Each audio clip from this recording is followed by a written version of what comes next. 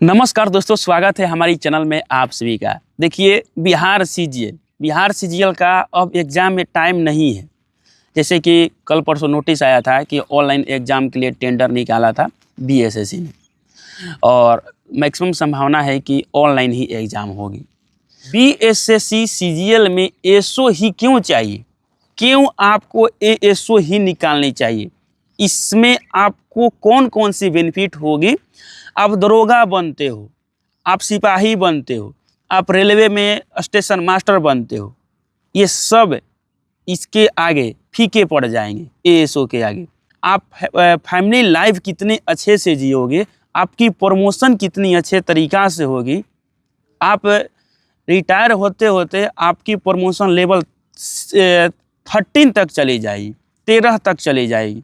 हर एक चीज़ को बताएंगे ताकि आप मोटिवेट हो और पढ़ाई में थोड़ा और एक्स्ट्रा पावर दे आप, ठीक ना।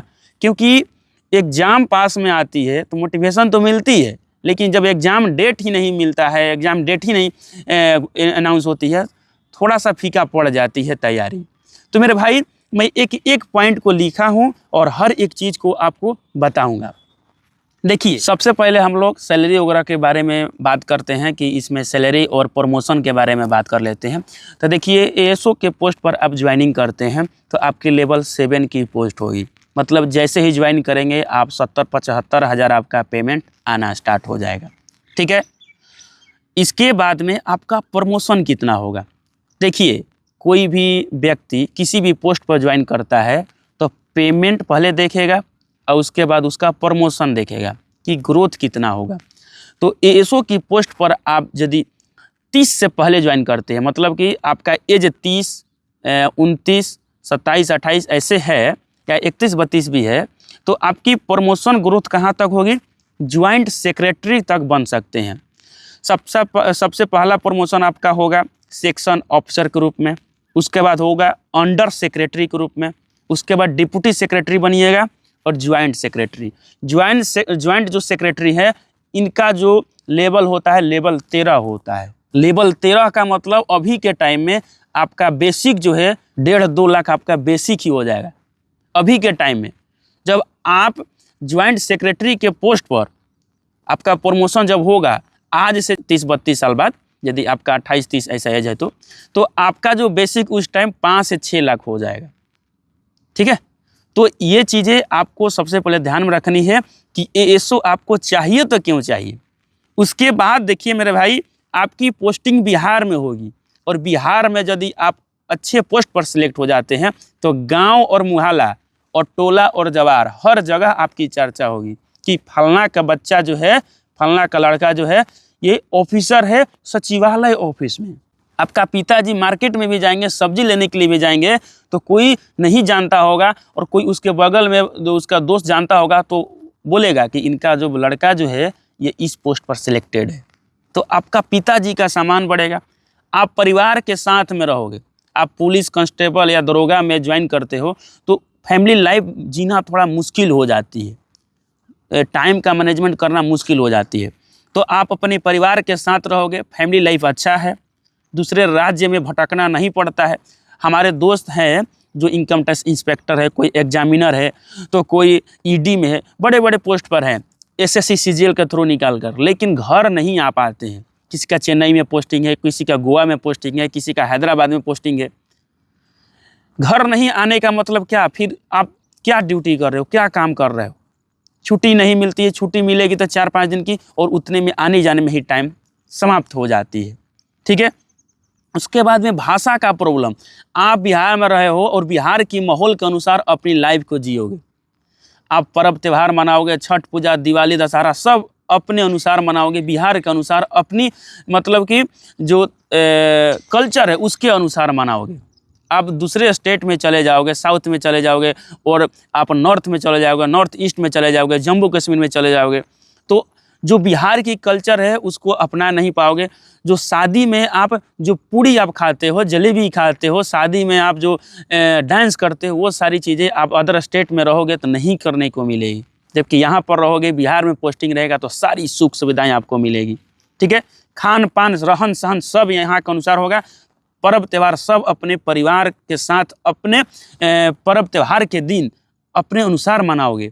दूसरे स्टेट में आपका जो पर्व है वो नहीं मनाई जाती है, अपनी पर्व को मनाने के लिए आना पड़ता है छुट्टी लेके, तो ये बेनिफिट है। उसके बाद देखते हैं मेरे भाई, सचिवालय में आपकी ड्यूटी होगी, नीति और प्रशासनिक फाइलों पर आप काम करोगे, देखोगे कि किस तरह सरकार काम करती है। वरिष्ठ अधिकारी के साथ में आप बैठकर काम करोगे, ठीक ना।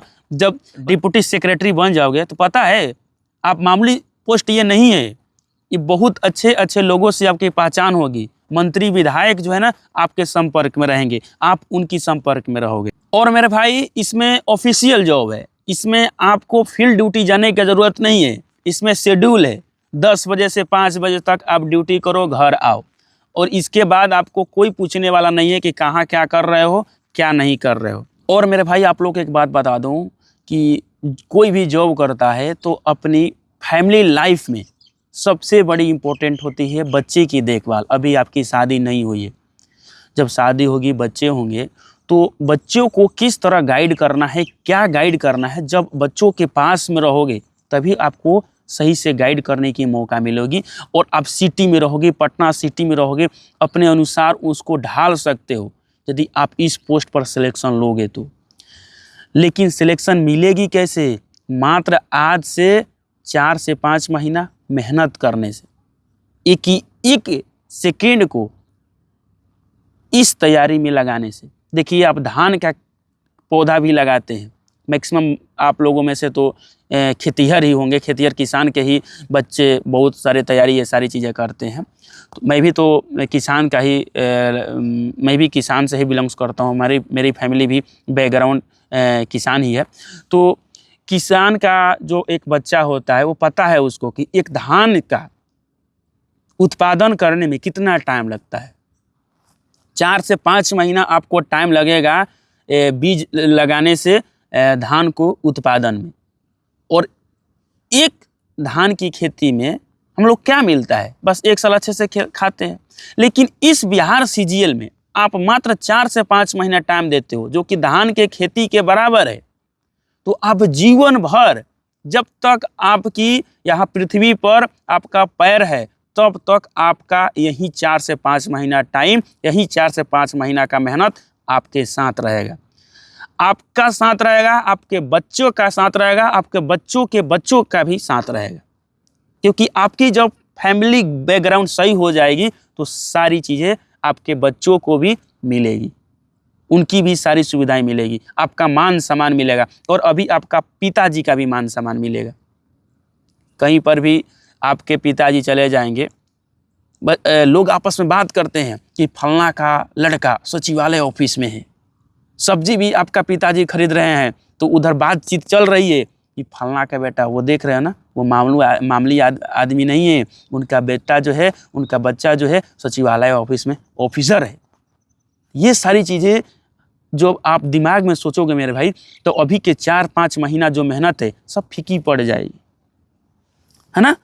तो आपको ध्यान रखना है मेरे भाई, यही 4 से 5 महीना की जो मेहनत है आपकी जीवन सफल बनाएगी। मैथ, ट्रेनिंग, जीके जैसी यही चीज़ ना पढ़नी है मेरे भाई, इसमें फिजिकल भी नहीं है।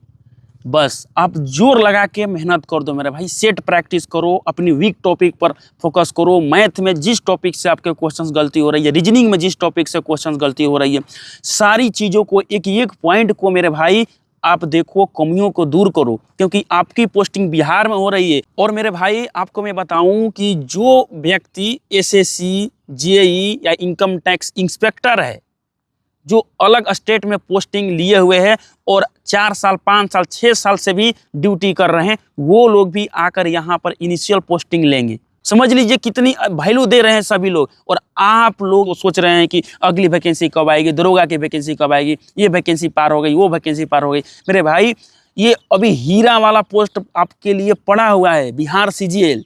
देखिए 6 महीना खेत में आप मेहनत करोगे तो एक मौसम का आपको फसल मिलेगी, लेकिन 6 महीना आप पढ़ाई कर लोगे तो पूरी जिंदगी आपकी फसल मिलेगी। जीवन भर के लिए आप काम कर रहे हो। दूसरे राज्य में नौकरी करने से अच्छा है मेरे भाई बिहार में एक अधिकारी बनकर रहें, ग्रुप डी कांस्टेबल इस सब के चक्कर में पड़ के मेरे भाई बहुत ही अच्छे अच्छे टैलेंटेड बच्चे अपनी लाइफ को अच्छा नहीं कर पाए। जीवन भर मतलब कि रोते रहे कि मेरी अच्छी पोस्ट पर सिलेक्शन हो जाती, लेकिन मैं इस पोस्ट पर आकर मेरी हालत ख़राब हो गई, मैं अपनी नौकरी अपने एलिजिबिलिटी के अनुसार, मैं अपनी क्षमता के अनुसार नौकरी नहीं ले पाया।